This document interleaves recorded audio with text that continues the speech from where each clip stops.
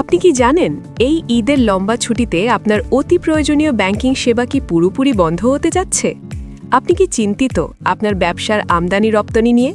অথবা আপনি কি পোশাক শিল্পের একজন কর্মী যিনি শেষ মুহূর্তে বেতন ও বোনাস নিয়ে ভাবছেন তো ছুটির দিনেও কি ব্যাংক খোলা রাখা সম্ভব?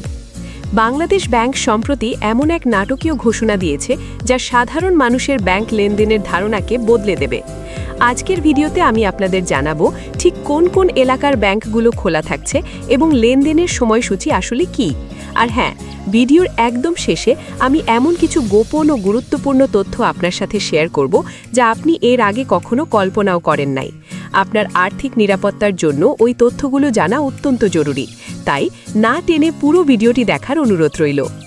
সম্প্রতি দেশের শীর্ষস্থানীয় পত্রিকা দ্য বিজনেস স্ট্যান্ডার্ড একটি বিশেষ প্রতিবেদন প্রকাশ করেছে।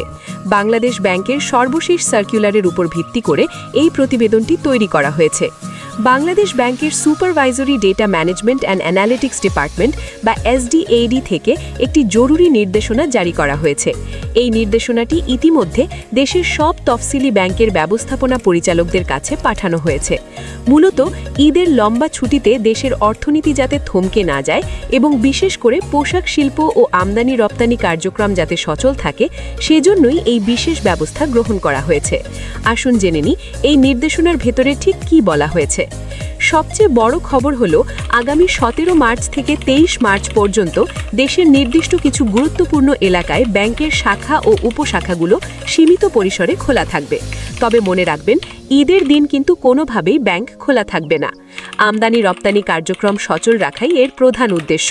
বিশেষ করে সমুদ্র বন্দর, স্থলবন্দর এবং বিমানবন্দর এলাকায় অবস্থিত ব্যাংকের শাখা, উপশাখা ও বুথগুলো খোলা রাখার নির্দেশ দেওয়া হয়েছে। অর্থাৎ আপনার যদি বিদেশে কোনো পণ্য পাঠানোর থাকে বা বিদেশ থেকে কোনো এলসি সেটেলমেন্টের কাজ থাকে, তবে আপনাকে দুশ্চিন্তা করতে হবে না। ছুটির দিনেও প্রয়োজনীয় ব্যাংকিং সুবিধা পাবেন এই বন্দর এলাকাগুলোতে। এটি আমাদের জাতীয় অর্থনীতির জন্য অত্যন্ত ইতিবাচক একটি পদক্ষেপ।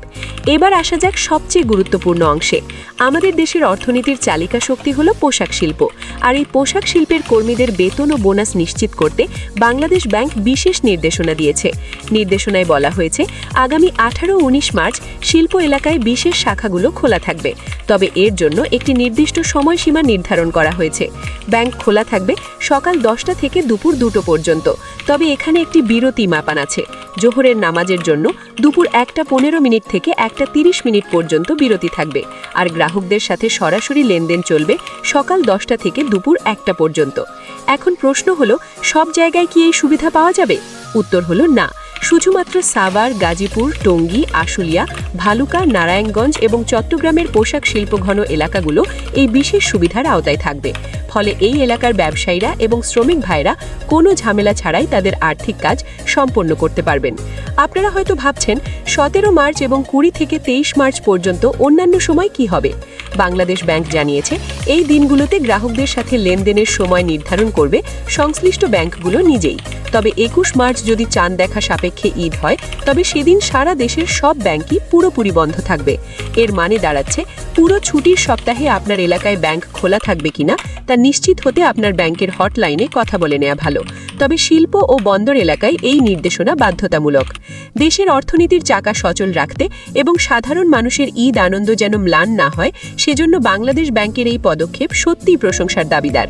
বন্ধুরা, এই যে ছুটির মধ্যেও ব্যাংকের কর্মকর্তা কর্মচারীরা কাজ করবেন, এটি আমাদের জন্য বিশাল একটি সেবা। তবে মনে রাখবেন, সীমিত পরিসরে ব্যাংক খোলা থাকার মানে হলো জনবল কম থাকতে পারে। তাই আপনার যদি জরুরি কোনো কাজ থাকে, তবে একদম শেষ মুহূর্তের জন্য অপেক্ষা করবেন না।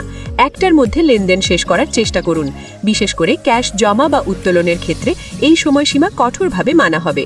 এবার আসা যাক সেই বিশেষ তথ্যে যার কথা আমি ভিডিওর শুরুতে বলেছিলাম। আপনি কি জানেন, এই ছুটির দিনগুলোতে যখন ফিজিক্যাল ব্যাংক সীমিত থাকে, তখন হ্যাকার এবং জালিয়াতি চক্র সবচেয়ে বেশি সক্রিয় হয়। গোপন তথ্যটি হলো, এই ছুটির দিনগুলোতে যদি আপনি কোনো এটিএম বুথ থেকে টাকা তোলেন, তবে চেষ্টা করবেন ব্যাংকের নিজস্ব শাখা সংলগ্ন বুথ ব্যবহার করতে এবং লেনদেন শেষে অবশ্যই আপনার মোবাইলে আসা কনফার্মেশন মেসেজটি ভালো করে চেক করবেন।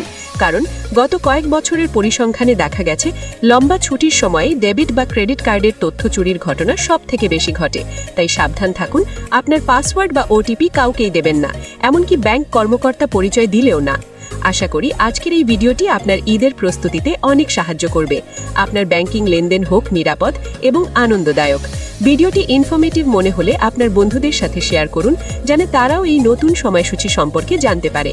আমাদের চ্যানেলে আপনি যদি নতুন হয়ে থাকেন তবে এখনই সাবস্ক্রাইব করে বেল আইকনটি বাজিয়ে দিন, যাতে গুরুত্বপূর্ণ কোনো আপডেট আপনার মিস না হয়। সবাইকে অগ্রিম ঈদের শুভেচ্ছা। ঈদ মুবারক। দেখা হবে পরবর্তী কোনো ভিডিওতে। ধন্যবাদ।